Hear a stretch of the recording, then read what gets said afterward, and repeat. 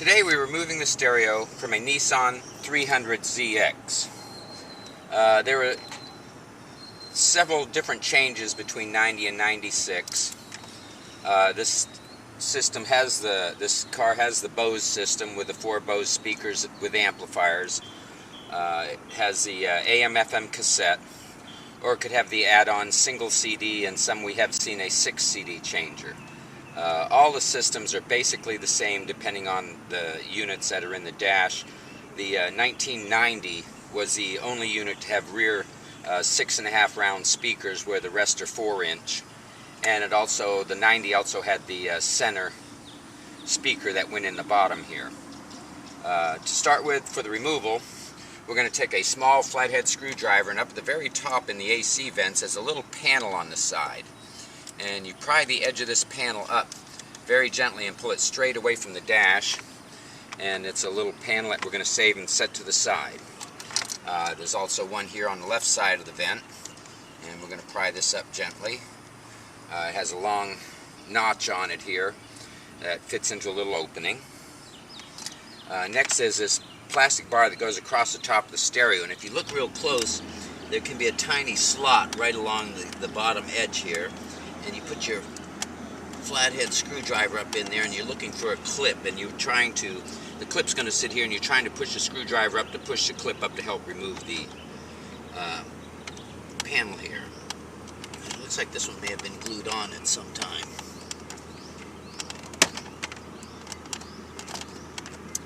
And these can be tough.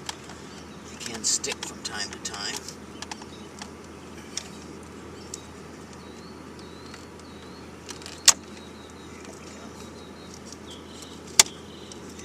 This one has been glued on before. Okay, and this one will come off. Usually there's a metal clip on each of the tabs here. And if you reach up underneath the dash in the little slot that's provided and push on the edge of the clip, it helps compress the clip so that the panel comes off. Now we've removed all the panels. We're going to take our Phillips screwdriver and remove the exposed screw above the stereo here on the right. Remove the one on the left here as well. And when removing the first two panels up here at the top, these do cover screws as well, so we're going to take these screws off.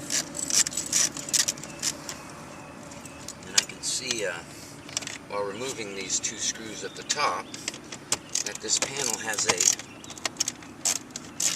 slight crack or maybe just a scratch on it here, so I want to be careful when prying this panel off the dash.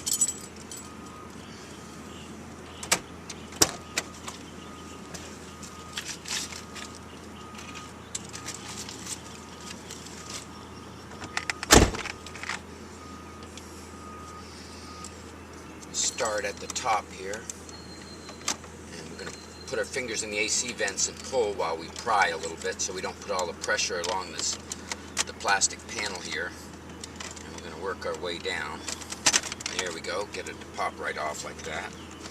We're going to set the parking brake. This is a stick shift, so we're going to pull the gear shift back for a little bit more access and pull this panel forward. We have the clock assembly here at the bottom, and there's a connector that comes up out of the car, and we're going to push this little trigger down on the connector, which will release the lock and allow that to release. Now we're going to start with 2 screws on this particular model below the CD player, and remove one here on the right, one here on the left. We're bringing this unit we normally see in shop for either it powers on, the antenna goes up and down erratically, the speakers cut on and off, or there's no sound. Depending on the 90 through 92 stereo is different from the 93 through 96.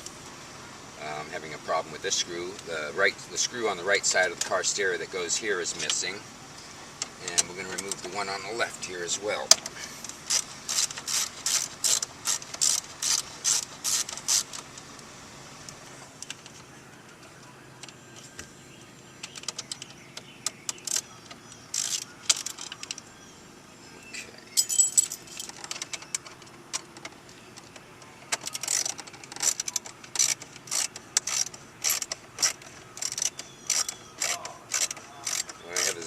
screw on the left, on the bottom here is a little strip, so I was pulling on the face of the radio to pull it out to help bring the screw out.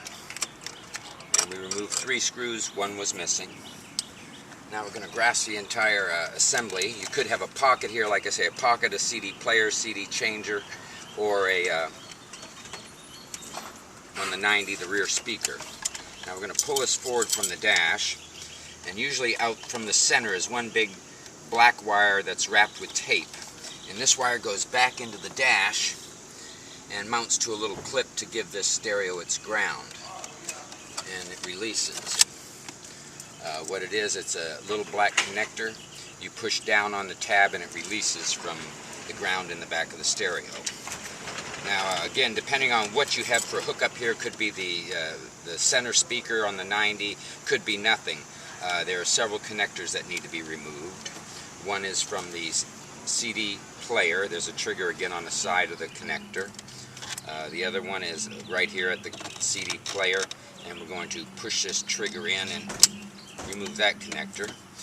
The antenna has a clip on the side, and we're going to push that in and release that.